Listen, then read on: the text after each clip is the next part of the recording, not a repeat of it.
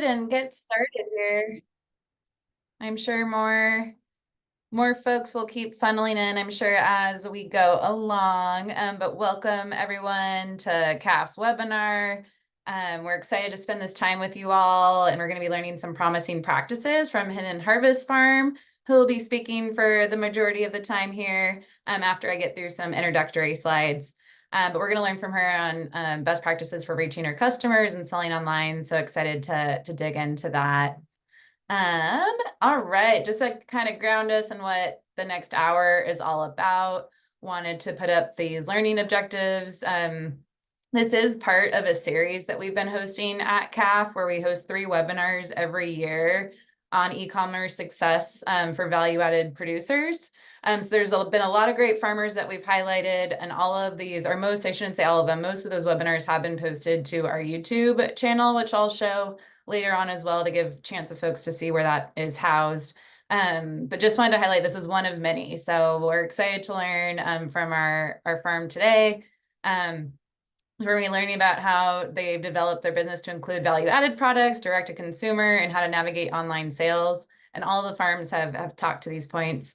Today, we're also going to be learning some marketing best practices, learn why Hen Harvest chose the specific online systems for their business management that they chose. We're also going to learn about CAF's Small Farm Tech Hub and some of the resources that we have available for you. In case you don't know about our program. And we also have some new resources if you do know about our program that we'll be talking about in a bit as well. We are going to have time for Q&A at the end of this webinar, so I encourage you to drop those questions in the chat in advance as they come up, so you don't forget about them, or jot them down and get ready to ask those at the end of today's webinar. We're going to have at least 15 minutes for that, so there'll be plenty of time for Q&A with folks. All right, so a bit about CAF. We support small farms across California, food hubs, farmers markets as well. And our mission is to build sustainable food and farming systems through policy advocacy and on-the-ground programs that create more resilient family farms, communities, and ecosystems. And CAF has a lot of programs, if you're not familiar with them. So we have our farm to market team, we have a policy team, we have an ecological farming team that does a lot of cool work out in the fields with farms. And this webinar is being brought to you by our farmer services team, which has an array of resources for you, from food safety to fire resilience, and our Small Farm Tech Hub, which is hosting today's webinar, is one of those programs. So please always feel free to reach out for us for support in any of these areas. We can direct you to the right staff. And we're just excited to have you on today's session. And a bit about our program, the Small Farm Tech Hub. So we do provide free support and resources to the folks I mentioned, small farms, food hubs, and farmers market operating out of California. And many of our resources have been posted online for you to access as well. So even if you're not in California, you can still access all these resources. And we also provide free one-on-one technical support to farms as well. So we have on our website listed here on this slide, you can see we'll have like a free consultation tab. You can click that and you can submit a request through our website for free support. And just a note to our funding for this webinar. This webinar series in particular is funded through the USDA Agriculture Marketing Service. And we always post this grant for full transparency and for our grant requirements. And one resource that I'd like to mention, because it's brand new, we're really excited to get it released. And we can post this link in the chat as well. This is a brand new resource that just came out that's an interactive quiz that you take that's anywhere from 1 to 6 questions. And it helps highlight which e-commerce, if at all, e-commerce options may be best for your business with what you're working with your operations, your scale, what you're interested in selling. So we're really excited to get this resource out there. It is brand new and it's still in our like first version of it. So we also encourage you all to take it and provide your feedback to us on if you think it's if the results line up with what you are thinking. We'd love to hear that. Maybe they don't line up with what you're thinking. We'd love to hear that too. And And we're excited too to have Hen Harvest highlighted today because she actually helped pilot this quiz for us and reviewed the resource too and stuff. So I'm excited to have her learnings complementing this resource today. All right, and I want to do a brief introduction to our speaker today. And then after I introduce, we're going to launch some poll questions that we hope you all can complete before I hand over the mic to our speaker. But just a brief bio about who is our speaker. So Alexandria is a first-generation farmer who is following her lifelong dream to grow food and raise animals in a way that works collaboratively with nature. Through perseverance, optimism, and a lot of long days, she has built a farm that uses regenerative farming practices to honor and strengthen the connections between her soil, her animals, and her community. And she's going to be sharing strategies that have been most helpful for reaching her customers and selling online. And her market channels include online ticket sales for agritourism activities, pre-ordering eggs and lamb, a self-service farm stand, and markets in her local community. So attendees will learn what software and online options she's adopted and how they may benefit the management of your business. So we're going to go ahead and get those poll questions launched now. And I'm going to stop sharing my screen so I can hand it over.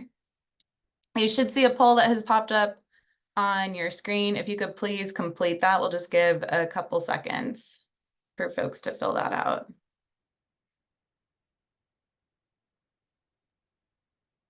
Thanks, folks. I'm seeing some answers come in already. If you could take a look at those questions so we can get a sense of who's in the audience. Let's give another 15 seconds or so. Looks like almost everyone's answered. So as far as how many years have you been farming, we've got a pretty even start here. 20% are just starting, 40% are in their first 1 to 5 years, 30% are in 6 to 10 years of farming, and 10% are more than 11 years of farming. And as far as your main sales outlets currently, we've got 10% grocery stores, 20% online store, 20% farmers markets, 10% wholesale, 10% CSA, 50% other. So a lot of different avenues as expected. So thanks, folks, for answering that. And I'll turn it over. Awesome. Thank you, Kaylee. And all right, well, we'll hand the mic over to our speaker so we can learn all the goodies we came here to learn today. So I'll pass it over to you, Alexandria. Great, thank you. And hi, everybody, welcome. Thank you for joining us today. And I'm excited to share all about the strategies that we use on our small farm here in Turlock. Again, we're going to be talking about successes that I've had in pre-order sales, agritourism, and how that has also translated into a self-service farm stand. Okay. To give you oh, you know what, Elizabeth? I cannot You click I cannot change my slides. There we go. Okay. There you go. So just wanted to give you a brief background on how it all started. And if any of you are chicken keepers out there, I hope this makes you laugh because chicken math is a real thing. If you haven't heard about it, chicken math goes like this. 1 chicken plus 2 chickens equals 10 chickens. Because you can't just have 1, you can't just have 2, it has to have a friend. So 3 chickens is usually where you start, and they just multiply. But really how I got started, I always grew up around agriculture, but nobody in my family was directly involved with it. We had horses. I grew up and did rodeo and was raised around cattle and on a farm, or a cattle ranch, I should say. So I always felt this really strong connection to the land and animals at a young age. But it wasn't until I was in college that I really started diving into food and how it was grown and how to connect directly with farmers in my local area. We lived in Turlock, California, which is in the middle of the Central Valley, and there are so many farmers here and so much diversity that it really, spurred my family to look at where our food came from. And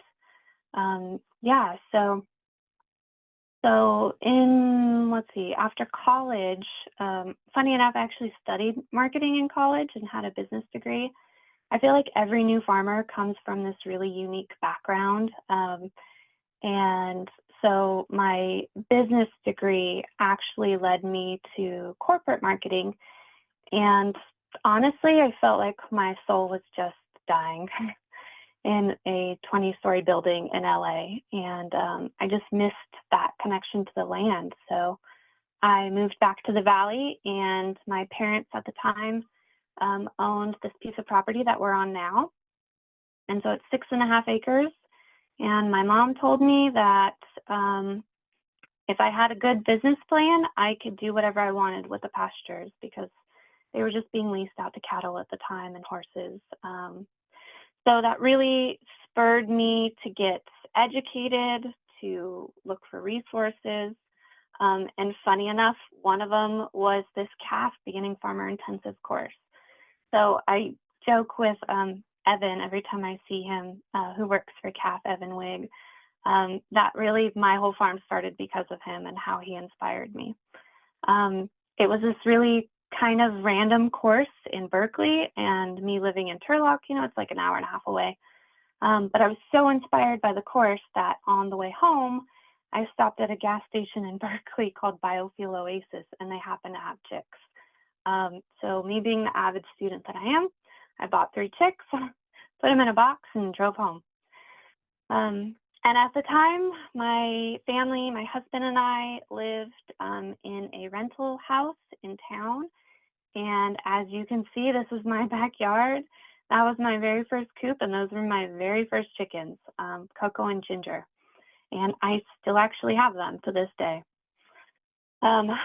So from that, the chickens just kind of multiplied. And as I dove deeper into learning more about my food and how I can be more self-sufficient, I also discovered ducks and how amazing ducks were. So we added a couple ducks into the mix, and the real chicken math equation went from like 12 chickens plus 6 ducks equals like a flock of 400.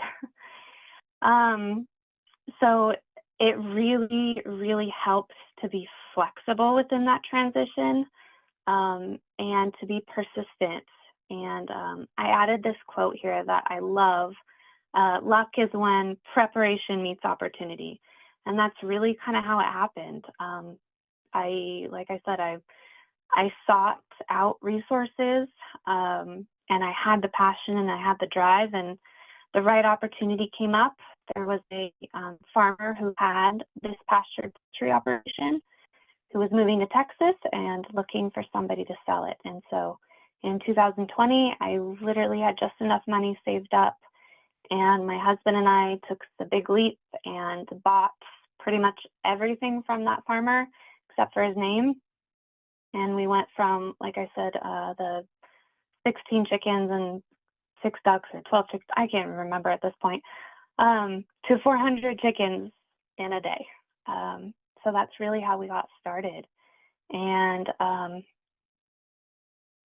I used, like I said, resources, and I found things to help come up with a plan. So from that CAF intensive course, they helped us develop a business plan. So I actually used that, and it, a lot of people talk about business planning, and I'm sure a lot of farmers don't actually have one, but it really, really helped just sitting down and thinking about what my goals were and my priorities, and thinking about where I wanted to sell and what resources I had available and what I still needed education on. So it really just helped me get organized. And there's so many resources online now for business plans, especially for farmers, that it doesn't make sense not to have one and not to put time into one. Another thing I did from the very beginning was to do a pro forma, which is like a really intense version of a budget.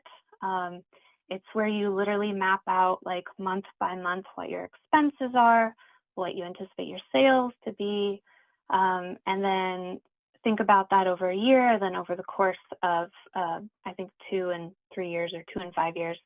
And actually my sister-in-law encouraged me to do this because I did need to borrow money from her for a little bit of capital to help me get started. And she told me that I had to give her a pro forma in order to borrow money. And it was very eye-opening and very much worth it. And it is actually something that I go back to and I look at every year to see like how on course I am with it. And, you know, it's really good to get clear about your intentions. I listened to another webinar not too long ago, and they were talking about why people get into farming. And some of the reasons were for the lifestyle, or because you want the farm to pay for itself, or because you want to make a living off of it. So it really helps to get clear about why you're actually doing it and why you're turning it into a business versus just a hobby. What also really helped is finding mentors. I participated my second year in business in a mentorship program that was specifically for livestock farmers. And that was through the Food Animals Concerns Trust organization. It's a national nonprofit that works with livestock producers and pairs them up with a mentor who is working in the field that they want to work with or work in. And you really get access to these people as much as you want, as often as you want. And I've been doing that for the past 2 years, and it has been a game changer for me. I have saved so much stress, so much time, so much money even, having this mentor. So with the plan comes what I learned from ducks. So I had my animals, I had my plan in place, and when thinking about value-added products, I really see my ducks as a value-added product. It really helped me have this niche product, and it helped me stand out because a lot of people have chickens or have backyard chickens, or there's chicken eggs, you know, at the grocery stores. But ducks and duck eggs in particular were something that nobody else had in our area.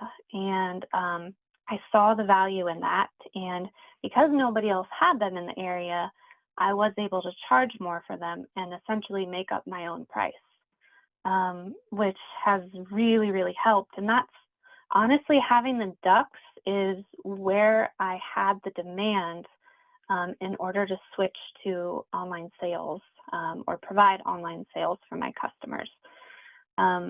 When I started at the farmer's market, I had 5 duck hens that were laying eggs, and I had a 2-month waiting list for duck eggs. So the demand for those eggs actually spurred this need that I had to have a better way to manage those future sales and those pre-orders. And so also what I learned from them, though, is that customers needed education and trials. And so for all of my farmers out there selling at farmers markets who have a niche product, I'm sure you can attest that when you are actually in front of your customers, you have more of an opportunity to educate them, to talk to them about these products, to try your products. And so the duck eggs really did help attract people to me as well. So people often walk by and are like, oh, you have duck eggs? So then we start a conversation, and then I tell them about our practices and our chicken eggs.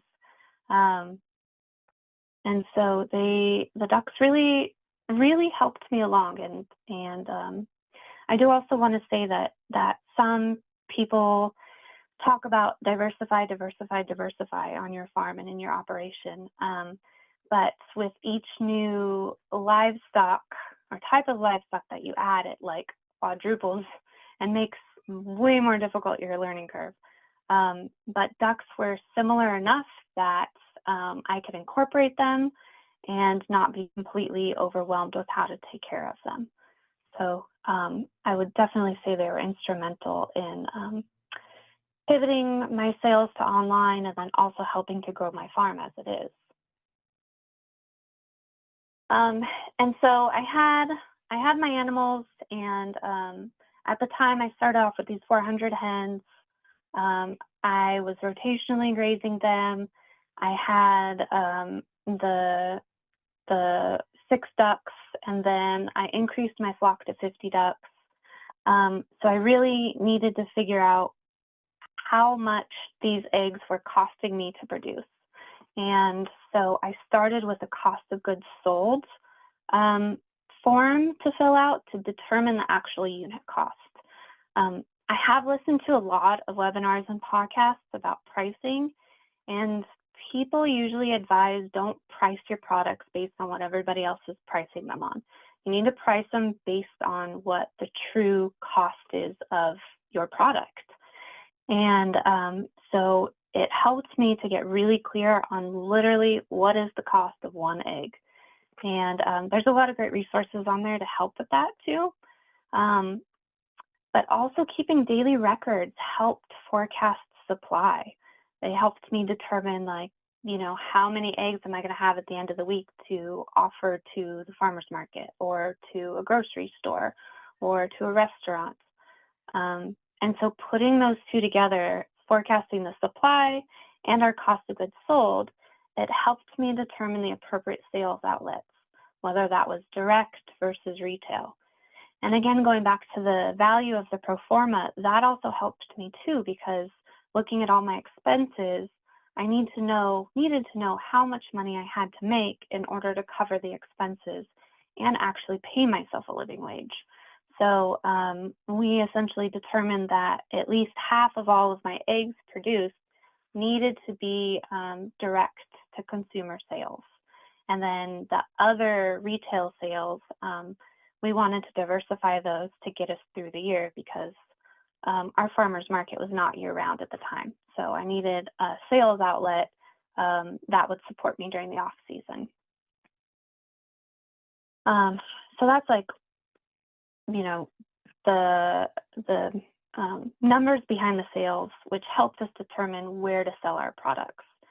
And so again, like I said, we decided and figured out through all of this planning that I needed to sell eggs directly to consumers. And we also realized that the more touch points, like the more time you touch a product, the higher the cost goes for the product, which equals less profit. I know veggie farmers probably get this, like the more you have to physically touch your bunch of kale, the less profit you get. And it's kind of the same with eggs. So if I'm selling eggs to a grocery store, I have to pack those eggs individually into cartons. I have to put special labels on the cartons. I have to pack up those cartons in boxes. I have to drive to the grocery store. I have to stock the shelf, etc. Versus if I just go to the farmer's market, I just have to pack up my eggs in flats, put them in boxes, drive to the market, and unload them there. So the more touch points are definitely something to keep in mind, but you also have to balance this cost versus time with consistency.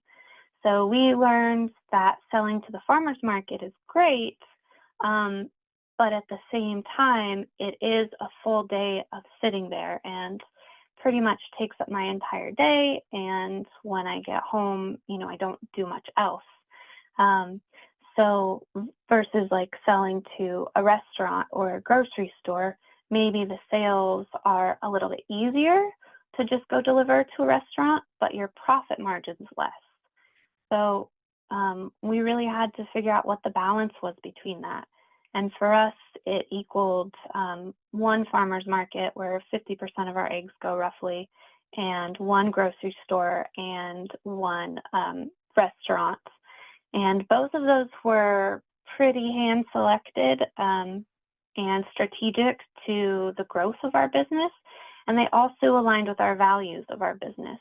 So the grocery store is more of like a natural grocery store, and they featured a lot of local products. The restaurant really also featured local products as well. And then another thing that we learned about where to sell our products we learned that authenticity really builds trust, which builds relationships. So at the farmer's market, like, I put everything I am into it. I'm constantly just talking to people and making connections and building relationships. A lot of the people at the farmers markets have become my friends. And so that trust and those relationships, equate to customers that come back every week. I would say that 95% of my customers at the farmers markets are repeat weekly customers. So in thinking about these systems and the things that were supporting my farm on the back end, really systems are only good if you actually use them. So we have found that keeping records, especially like I said, of our daily egg count and our farmers market sales, it's only good if I'm actually going to use it and it's easy to use for me. So this is actually where the CAF Tech Hub came in, because they helped me build out. We started essentially with a spreadsheet of the information I wanted to capture, and then they helped me put it into a Google form. And then they also showed me that you can turn a Google form into an app on your phone. So every day after I collect eggs, I just open this app on my phone, I plug in the daily count numbers, and I hit submit, and it automatically goes into a spreadsheet, so I can keep track of those. It's been really helpful. It's really simple. And I'm sure, as you all know, as a farmer, you don't really have a lot of time to do accounting like that. But we also know how valuable having data is, and having spreadsheets. So for our farm, like I said, we use mostly Google Suite products. So we're using Google Forms. I use Google Docs all the time to create any sales sheets or outlines for classes that I do. I use the spreadsheets to create my pro forma or any other like the cost of goods sold. And then I do use QuickBooks Online and have found a lot of value in that as far as my accounting goes. But again, it's only as good as you use it. So, really setting the time aside on a continuous basis to log in and update your record keeping and whatnot is really helpful. And so again, with QuickBooks Online, I use that to create invoices that then get automatically emailed out to my restaurant customers. And it is a good way to figure out, who's paid and who hasn't, and really helps at the end of the year when it comes time for taxes. And then of course, marketing is a must.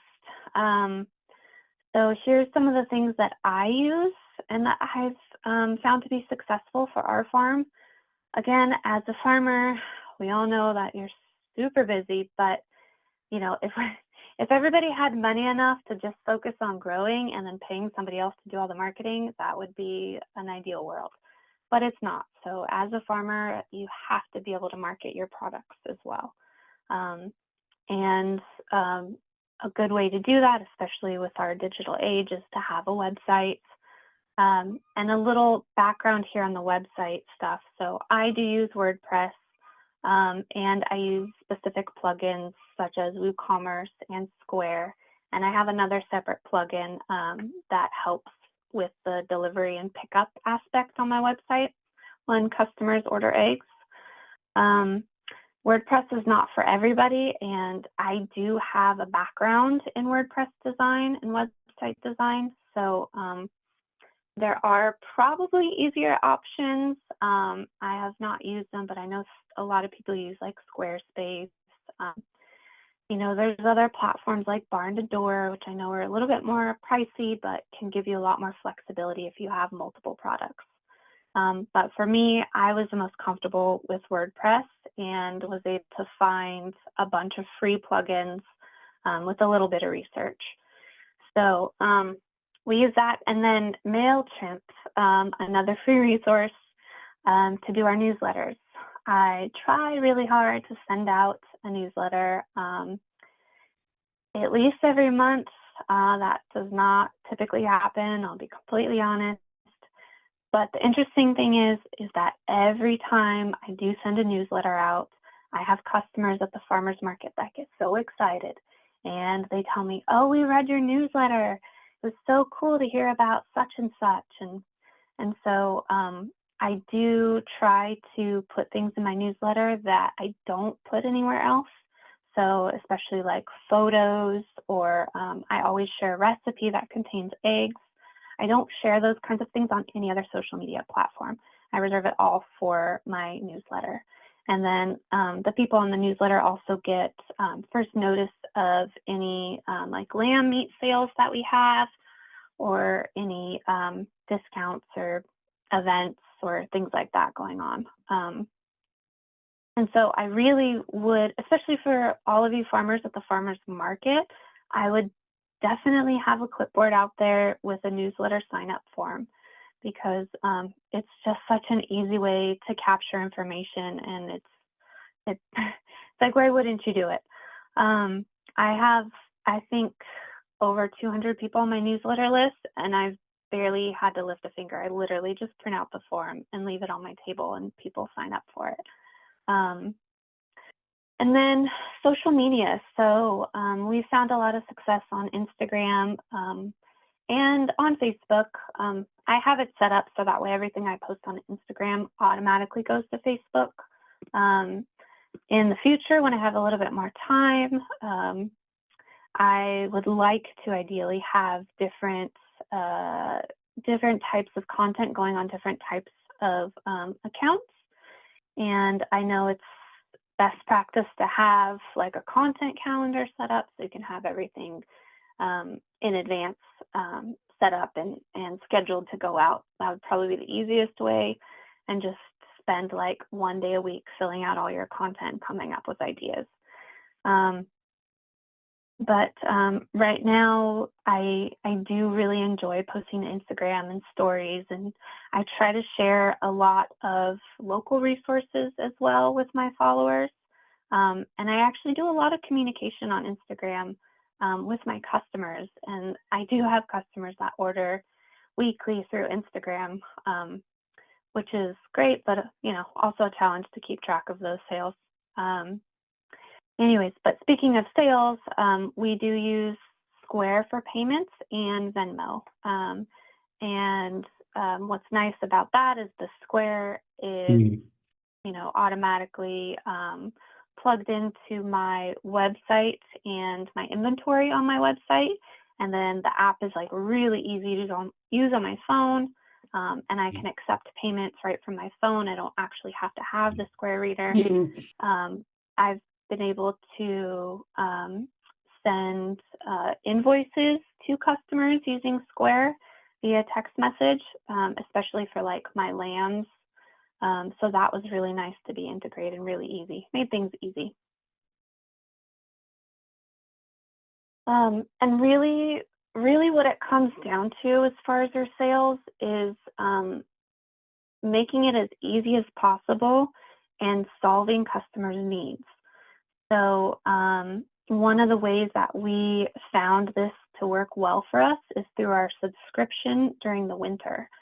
So during the winter months when the farmers market is closed, most of my customers are in a town just north of us in Modesto. And so what I did is I set up a subscription on our website so that way customers could order weekly eggs, and I would get all of these pre-orders. And then one day a week, I would drive up to a centralized location and customers would pick up eggs directly from me. Again, it was all about making it easy and getting creative in how you solve your customers' needs, but also keeping it really simple. At the time, I wasn't going to ask them to drive down to our farm and have to deal with like a million different orders or stay at my farm stand all day to try and figure out who was coming and buying what. So this was a really great way to make online sales work for me and make it easy. I did that for 2 years in a row, and then this last winter, I actually did have customers come to me because I had enough of a following by that time to be able to warrant that. And so all of this that I've been doing has led to consistent online sales. So it really said, or like I said, it really started with demand and solving this customer's need for pre-orders and really finding a solution for better management. So right now I get consistent pre-orders for the farmers market, and I have it set up on my website. So when customers go there, there's a really easy, quick button to go directly to my eggs. There's 2 options very clearly lined out, whether they want a delivery to our farmers market or whether they want to pick up from our farm. And I have a plugin set up so that way when they're checking out, there's a drop-down option for pickup or delivery, and then based on whatever they choose, a calendar pops up so they can choose the exact date. And then that actually, because it goes through WooCommerce, and I have a WooCommerce app on my phone, I get notified on my phone through my app, and then I can clearly see like who ordered what for what day. And then I take that information, just their name and what they ordered, and I put it in my calendar on my phone. So when I show up to the farmer's market on Saturday mornings, I have a list of all the customers that have pre-ordered and what they ordered. And then as they pick up, I can go into my WooCommerce app and change the setting to like completed order.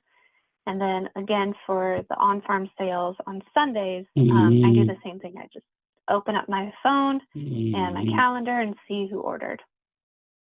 And with that, consistent communication is key.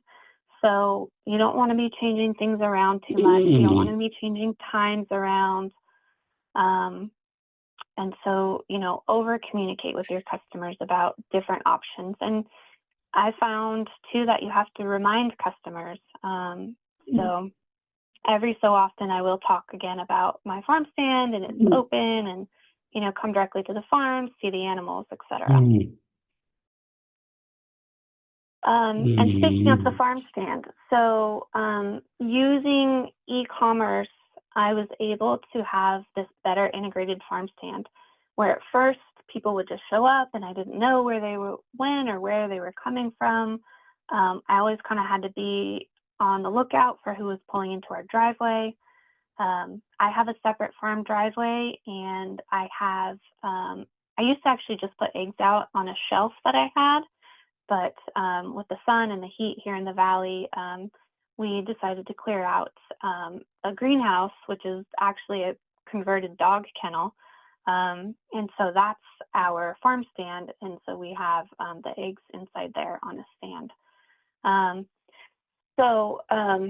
Like I said, I used to just kind of keep an eye on it, but I realized that that really ate into my day and was really difficult. It was really difficult for me to get anything else done on the farm when I had to constantly be walking back to the farm stand.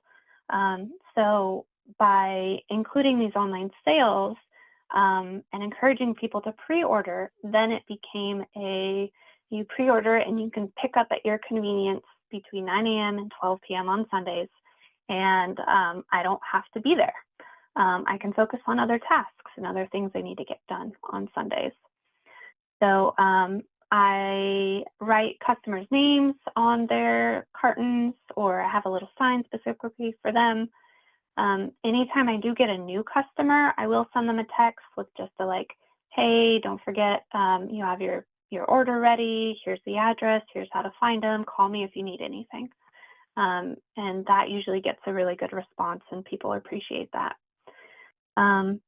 Again, signage is key, especially for a self-serve farm stand. Make it really easy for customers, especially new customers, to find your products. And again, like I said, I promote it on social media every once in a while to remind people that they can come order. And I changed all of my marketing materials to say self-service, so that way people can come and have this expectation already that I'm not going to be standing there waiting, but they also can call me if they need to. Another way we use our e-commerce sales is for purchasing ag tourism tickets. So I do offer tours and events and classes. So right now anybody can go on my website and purchase a private tour, either for a group, like a homeschool group, or just for like a family that wants to come out. And so typically they'll purchase the tickets on my website, and then I get that notification on my phone that the sale came through, and then I will reach out to them directly. I think in the future, I will probably adapt this to finding something where they can choose a calendar and I have set dates and it's just a little bit more automated. But for now, I actually really like having the extra communication with people because it allows me to offer custom experiences. So like if a homeschool group's coming out, I can tailor what we do based on the age of their kids and kind of maybe what they're studying right now. But I have learned through doing agritourism and doing classes and tours that the simplest experiences actually leave the most impact. We had a homeschool group come out and they had a tour of the garden. We did an egg hunt. They helped me collect eggs from the ducks, and all the kids wanted to do after that was play in the dirt with sticks and run around. It was the funniest thing.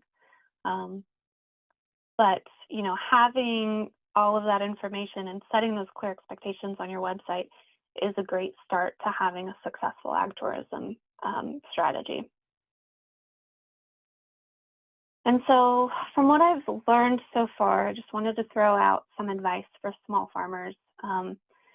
Really create a strategy, like sit down and think about, you know, what is your ultimate goal for sales, for your quality of life. Even if it's a simple one, just really sit down and do it. You know, do you want your all of your sales to be funneled through your website? If so, that means like all of your other channels, like your social media and your newsletter, should really direct people to your website. And it doesn't need to be perfect, like just try it. I held myself back a lot because I'm kind of a perfectionist, and having this marketing background, I was like, I can't do online sales because my website's not perfect, or I don't have the perfect app for it yet, or I don't have the perfect calendar plugin. And that really hindered me for a long time, until I was just like, my customers need to be able to pre-order things. I need to have better management. I'm just going to do it, and we will adapt as we go. And so, you know, don't be afraid to try it. And then also keep consistent communication with your customers. And, you know, just let them know if you're trying something. You know, if you have this communication with them, you can get feedback from them really easily. Like ask them, is such and such working out? Like every so often I'll ask my customers, especially if it's a new customer, how easy was it to order eggs on my website? You know, how is the process? And it's really good to have that feedback when you are consistently communicating with them. And then, of course, be authentic. Don't try to be something you're not. People buy from people they trust. Like, they're not there to really buy eggs. They're there to feel connected to the person, me, who raises their eggs, takes care of the chickens for them. I get so many customers that are like, thank you for doing what you do, not thank you for your eggs. It's thank you for doing what you do. And I just absolutely love that. Here's some things that I'm still learning, because we will always still learn, like things can always be better. Find mentors. I want to continue to find mentors and ask for help when I need it. I'm still learning that customers buy from farmers they trust.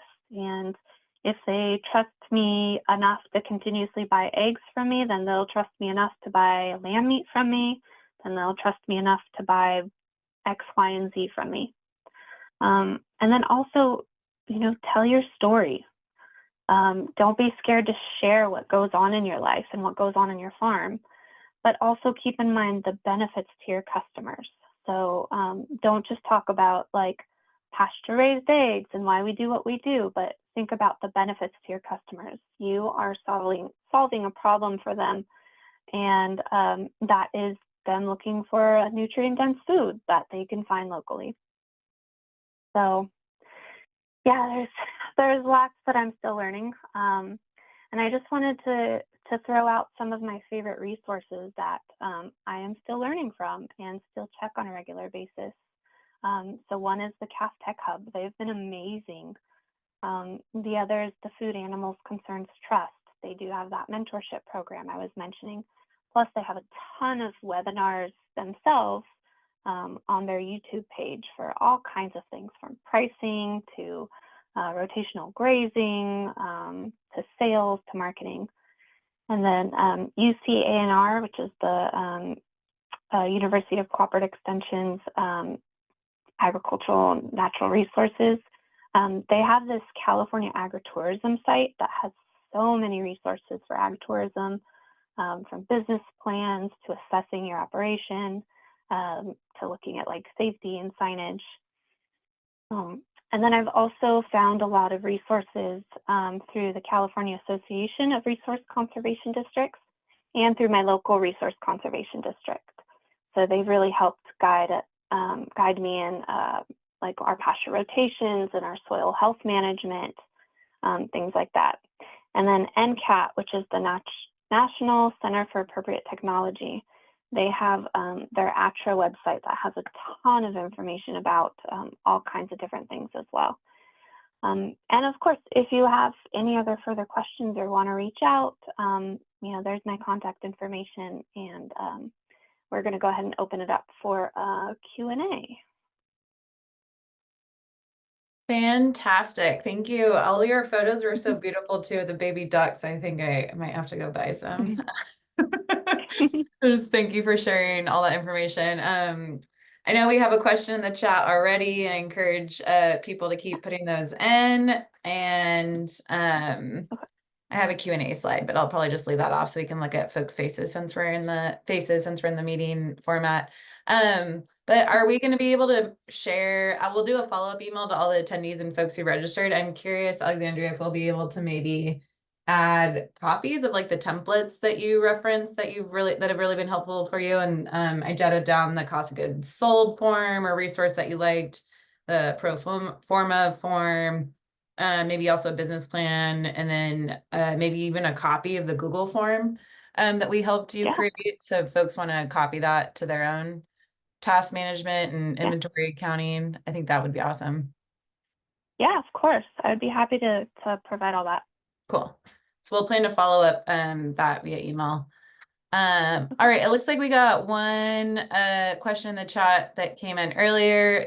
And this is from Durga, do we need to get insurance or coverage when customers are at our property for a tour?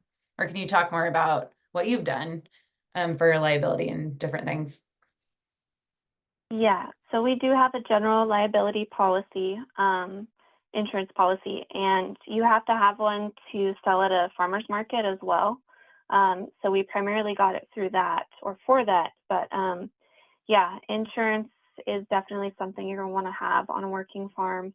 And then again, really setting expectations and having people who are coming on the farm for tours sign a waiver, especially if you're doing a big group, is always something I would recommend. And I think I saw the people that sign up get a membership to Farm Commons, which they are an amazing resource for all like legality things on farms. Yeah, thanks for noting that. I actually don't think I referenced that yet, but we are. Kaylee, do you want to speak to that Farm Commons? Yeah, the first 40 people that registered for the webinar, we're gonna Farm Commons will be in touch about a free 1-year membership for them. We're getting your emails to them this week, so they'll be in touch on that. And yeah, there's a question a little bit further up about, does WooCommerce and Square work together? Gotcha. Yes, they do. So Square is essentially the payment platform within WooCommerce. So within WooCommerce, you can accept, like, there's all these different options. You can accept directly, like, credit cards. And actually, WooCommerce now has their own payment-like platform. I don't remember what it's called. It just came out. I think it's like Woo Payments. So there's various different, like, payment platforms or payment options you can use. But yes, they do work together. Awesome. Thanks for that. Yeah, and I know WooCommerce is like a free option, but you still have to pay for the credit card processing fees. So WooCommerce or Woo Payments is charging those similar fees, right, Alexandria? Yeah, I'm sure they do. Yeah. Great. And then David, I see you have a question. I actually have several, and I don't want to monopolize the time here, but Alexandria, did you say you have 400 chickens? So right now I'm at about 500. About 500. Okay. So I have a small organic farm in Fresno County. Right now have a little less than I have a little more than 100, but they're not all laying at the moment. But now, so I have some questions about breeds and then a question about Venmo too. Are you mixed colors? You brown eggs only? Why? What are you doing for egg color? So I use, essentially it's like an ISA brown or a red sex link. So they lay the brown eggs. It's funny though, you'd be surprised how many people at the farmers markets are like either, oh, brown eggs, I've heard they're better for you, or like, I only eat white eggs. It's the strangest thing. So I do have my original pet flock of heritage hens that lay different colored eggs. But I only get like a couple dozen of those a week. But I do sell them for more because they're colored. Okay. I was wondering if you were selling them for more, because generally those breeds are less productive than the sex link. Right. Okay. Right.